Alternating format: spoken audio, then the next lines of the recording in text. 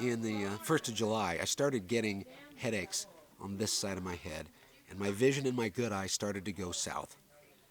I started losing contrast and vision to where right now I'm about 40% capacity, so technically I'm blind. I can't read a text or an email. I can't read a newspaper. I can't see detail. So it means that I can't work, which makes it even a little weirder because now what do I do? And again, faced with a hard decision, you have to decide, how are you going to do this? Of course, you start with the test to find out what this is. And my message today on this video and what I'm trying to let you know is that the test results came back, and the cancer that they tried to get in January, unfortunately, they were not successful. And the cancer has spread across my head. It has moved into bone, and it appears to have spots both the front and back of my chest, which indicates if it's in my bone, it's likely blood-borne, which means that I have to get my affairs in order, and I don't have much time. This particular kind of cancer can spread very quickly. It might, through alternative means, be slowed down a little bit, but realistically, I have a few months of quality of life. That's if I'm lucky. I could last 6 or 7. And I accept that as, again, part of this journey. With the friends and the family that I have supporting me, I can only be grateful.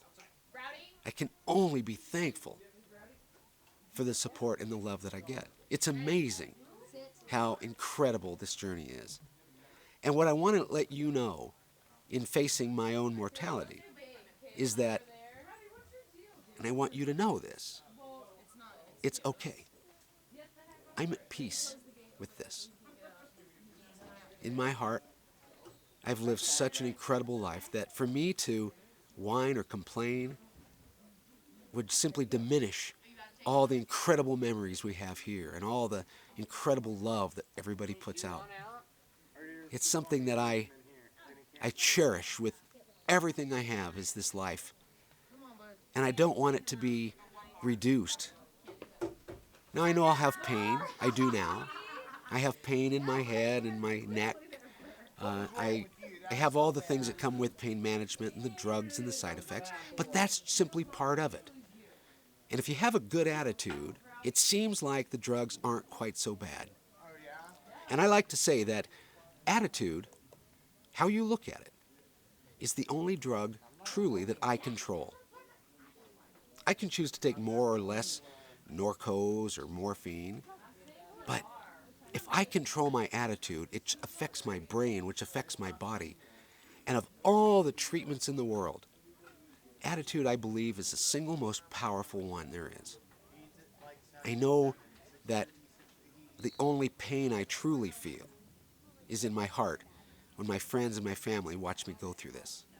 That's what hurts. And if I have a good attitude, it makes it a little easier on them. And I hope that's what it does for you. If you know that I'm okay, if I'm okay with this, perhaps you'll be a little more okay with it. And know that I'm here for a reason. And my goal is to live the best life I can and to help anybody along the line that I can. If through my attitude somebody can see that maybe their situation isn't so bad, that they can live with that and adjust and learn to smile and say, well, you know, I can deal with this. So when you see people over there, you hear them in the background, it's because they're up here celebrating life with me. We've been doing family photos today. My mom, my sister, both my brothers and their husbands and wives, my daughter, friends from the valley, all up here celebrating life. And that's what it should be.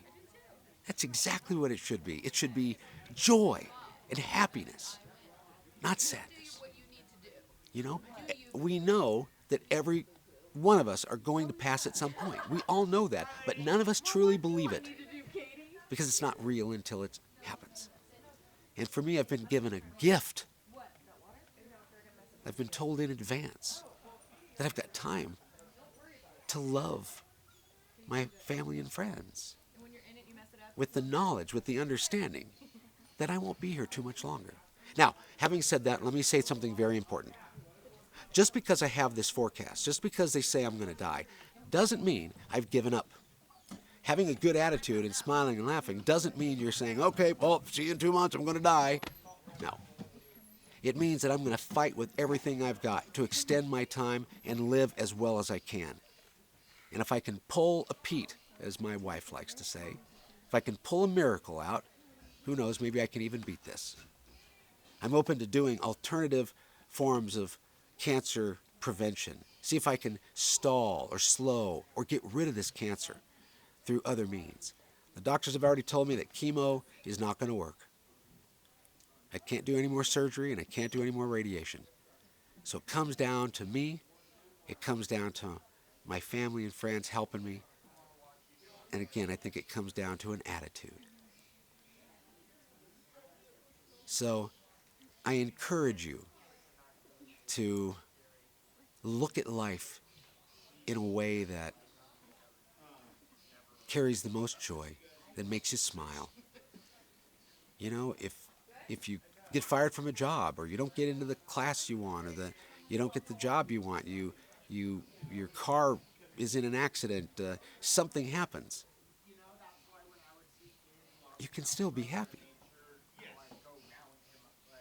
And if you let it get to you, it diminishes not only you, but those people around you. And it's so important to carry a great attitude, in my opinion.